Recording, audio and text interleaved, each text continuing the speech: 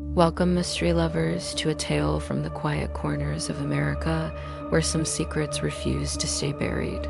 Today, we journey to the small town of Maple Creek, Oregon. Picture it: peaceful suburban homes, white picket fences, and lawns so perfectly trimmed they look like green carpets. Neighbors wave as you drive by, and the smell of fresh-cut grass hangs in the air. It's the kind of town people dream of. But on the edge of this idyllic community, there's a place that casts a long, dark shadow. A place everyone avoids. House number 27. Now, this isn't your typical haunted house story. There are no ghostly figures in the windows or rattling chains in the attic. House 27 isn't abandoned. In fact, it looks perfectly normal, well-kept even. The mystery is something far stranger, something more personal. The locals whisper that the house answers back. Our story begins with 16-year-old Maya Thompson. A recent transplant from the bustling state of Texas, Maya was still getting used to the quiet life in Maple Creek. She was a girl who lived for mysteries, devouring detective novels and true crime podcasts like they were candy. So when her new classmates at Maple Creek High warned her, their voices low and serious, to stay far away from House 27, her curiosity wasn't just piqued, it was ignited. They told her the house listens. They said it has a cruel habit of repeating things people regret, whispering your deepest shamas when you least expect it. But the most chilling warning of all was this: once you talk to it, the house never ever forgets you. For Maya, this wasn't a deterrent, it was an invitation. She had to know what was inside. One chilly autumn evening, as the sun dipped below the horizon, painting the sky in shades of orange and purple, Maya found herself biking down the street where House 27 stood. It looked just as ordinary as everyone said: fresh white paint, sparkling clean windows, and a mailbox standing perfectly straight as if at attention. Yet, as she slowed her bike to a stop, an unsettling feeling washed over her. The undeniable sensation of being watched. Suddenly, a gust of wind, cold and unnatural, swept down the street. It pushed against the front door of House 27, and with a slow, deliberate creak, the door swung open, revealing a dark, silent interior. Maya's heart hammered against her ribs. She was about to turn and pedal away as fast as she could when a sound stopped her cold. Maya. It was a whisper, faint as the rustling of leaves, but clear as day. Her name. She froze, her eyes darting around. There was no one on the porch, no one in the yard. The street was empty. The house had spoken her name. A wave of terror washed over her, but beneath it, that powerful, undeniable curiosity surged. Unable to stop herself, she dropped her bike on the lawn and took a hesitant step toward the open door, then another, and another, until she was standing on the threshold, peering into the shadows. The moment she stepped inside, the air changed. It became heavy, thick, as if filled with the dust of forgotten years and the weight of 1,000 unspoken memories. Sunlight streamed through the grimy windows, illuminating particles of dust that floated lazily in the air like tiny, silent snowflakes. The silence within the house was profound, a living presence that seemed to press in on her from all sides. "Maya," the voice murmured again, this time seeming to come from deeper within the house. It was a pleading sound, a desperate whisper that pulled her forward. "Help us." She followed the sound, her footsteps echoing softly on the hardwood floors. It led her past a living room draped in white sheets, like ghostly furniture, and down a narrow hallway to a closed door. The voice seemed to be coming from behind it, the basement. With a trembling hand, she turned the cold brass knob. Every step down the creaking wooden stairs felt like a descent into another world. The temperature dropped with each step, the air growing colder and damper.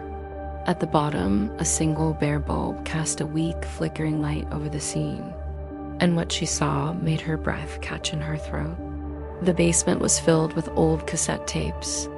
Not just a few, but hundreds, maybe thousands, stacked on dusty shelves, crammed into cardboard boxes, and piled in corners. Each tape had a label, a name, and a year, neatly written in different handwriting. Thomas L. minus 1998, Eliza R. minus 2004, George P. minus 2012. It was a library of lives, an archive of voices. In the center of the room, on a small wooden table, sat a lone cassette recorder, and next to it, a single blank tape. As she watched, mesmerized, her own name began to appear on the label, the letters forming slowly as if written by an invisible, spectral hand. Maya T. minus 2025. A cold dread, sharper than any she had ever known, seized her. The date, 2025. It was a year from now. Before she could process what it meant, the recorder clicked on with a sharp mechanical sound. A new voice whispered from the tiny speaker, a child's voice filled with an ancient fear. "Don't let it record you," the voice pleaded. "That's how it keeps your memories." Just then, the single light bulb flickered violently and went out, plunging the basement into absolute darkness. The air crackled with energy. Shadows, no longer bound by the light, seemed to twist and writhe across the walls, taking on monstrous shapes. And then she heard it. Footsteps, coming from the corner of the dark basement. Slow, heavy, impossible footsteps approaching her. Panic took over. Maya turned and scrambled back up the stairs, her breath coming in ragged gasps. Behind her, the basement door slammed shut with a deafening boom that shook the entire house. The house itself seemed to groan, a deep, guttural sound like a waking beast. Now the walls were no longer silent. They echoed with a cacophony of voices she didn't recognize: men, women, children begging, crying, whispering frantic warnings. They were the voices from the tapes, the trapped memories of everyone who had come before her. The house was alive with their regret and their fear. She burst through the hallway and into the foyer, the front door just feet away. Freedom was right there.